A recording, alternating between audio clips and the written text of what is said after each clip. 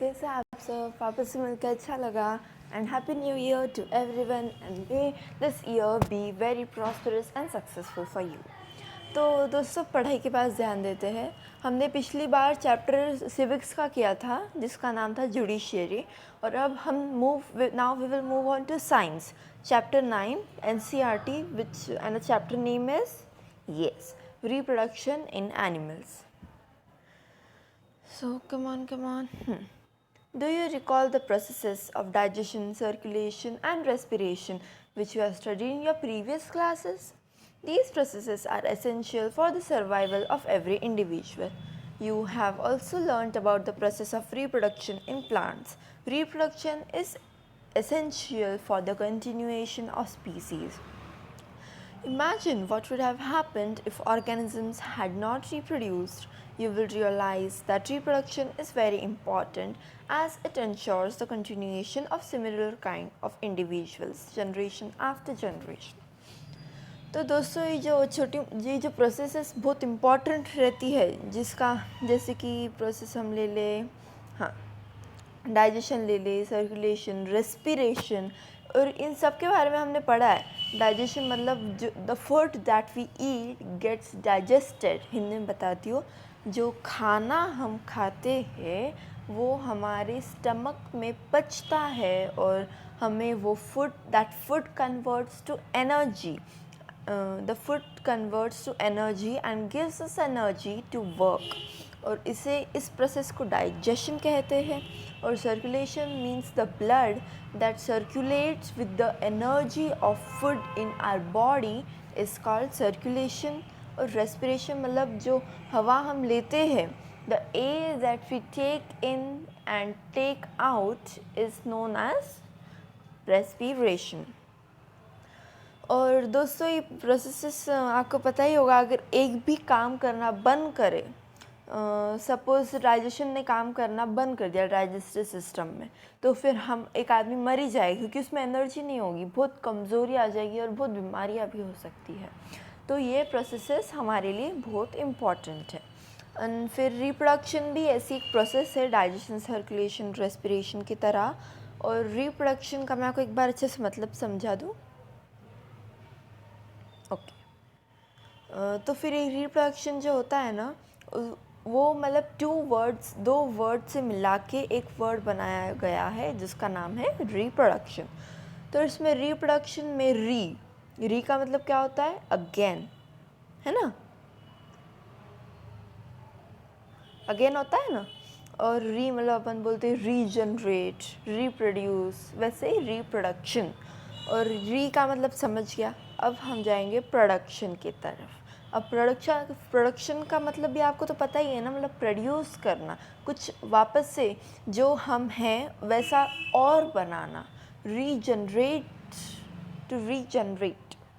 और दोस्तों, क्या आपने कभी सोचा है कि अगर रिप्रोडक्शन की प्रोसेस ही बंद हो जाए तो फिर दुनिया कैसे चलेगी? क्या दुनिया ज़्यादा दिनों तक चल पाएगी? दिनों नहीं, साल ले लेते, सालों तक चल पाएगी? नहीं ना। तो हमें इस पैराग्राफ से ये पता चलता है कि रिप्रोडक्शन बहुत इम्पॉर्टेंट प्रोसेस है। तो आगे बढ़ते हैं। You have already learned in your previous class about reproduction in plants. In this chapter we shall learn how reproduction takes place in animals. मतलब 7th में हमने पढ़ा था ना कि रिप्रोडक्शन इन प्लांट्स के बारे में। तो अब इस बार हम एक स्टेप आगे जाएंगे, हम रिप्रोडक्शन इन एनिमल्स के बारे में देखेंगे। Okay, so come on. Modes of reproduction. Have you seen the young ones of different animals?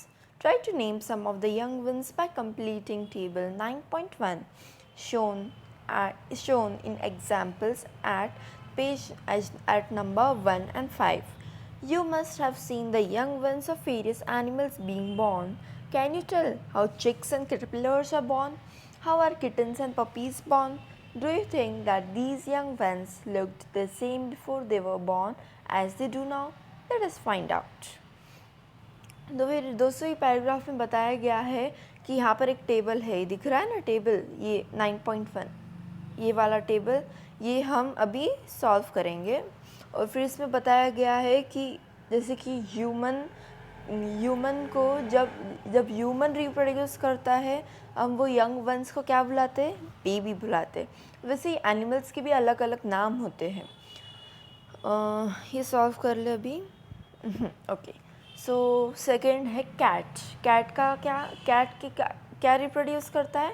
Cat gives birth to a kitten, right? Dog gives birth to puppy. Butterfly gives birth to caterpillar that further form a cocoon and then develop into a butterfly. And hen का तो चिक दिया ही है इधर. Then cow gives rise to a calf. Calf, ये word हमने पढ़ा है. काफ इसी है दोस्तों. हाँ, सो ये काफ कहते हैं इसे. And a frog gives rise to a tadpole. वो tadpole हमने पढ़ा है ना, ये ऐसा छोटे से अर्थवर्म की जैसा होता है, उससे भी छोटा होता है, बस इतना होता है, इतना. और फिर वो पानी में तैरता है, फिर धीरे धीरे उसके लंग्स डेवलप होते हैं, फिर उसके पैर डेवलप होते हैं, फिर वो छलांग मारना सीखता है और बाद में एक ग्रोन अप फ्रॉग बन जाता है. तो अब हम पढ़ेंगे रिप्रोडक्शन के टाइप्स के बारे में. तो दोस्तों, ये रिप्रोडक्शन के 2 टाइप्स होते हैं.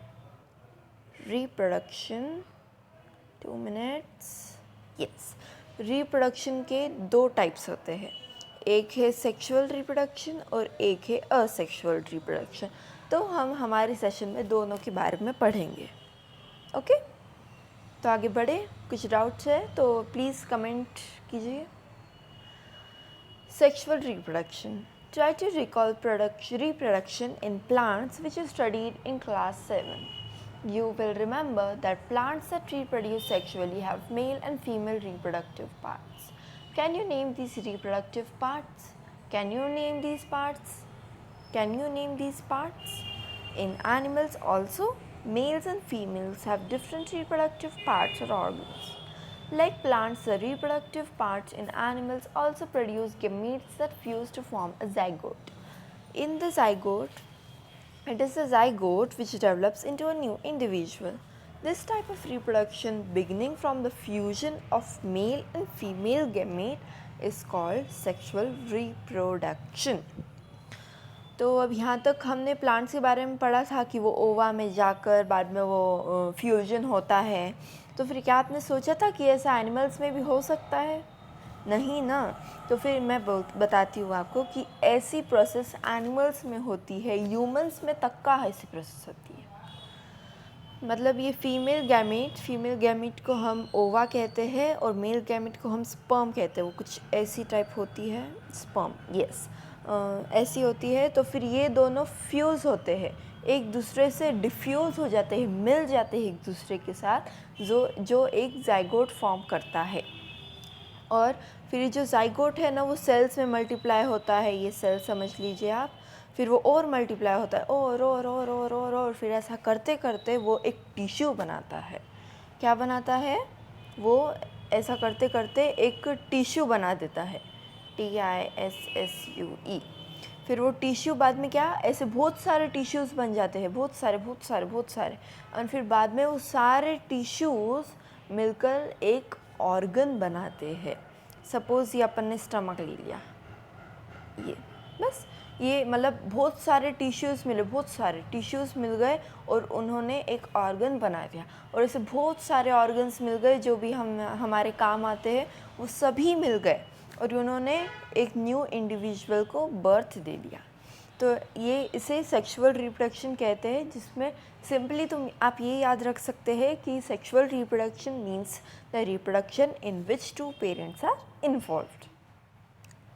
कम on, let us find out the reproductive parts in humans and study the processes of reproduction in them.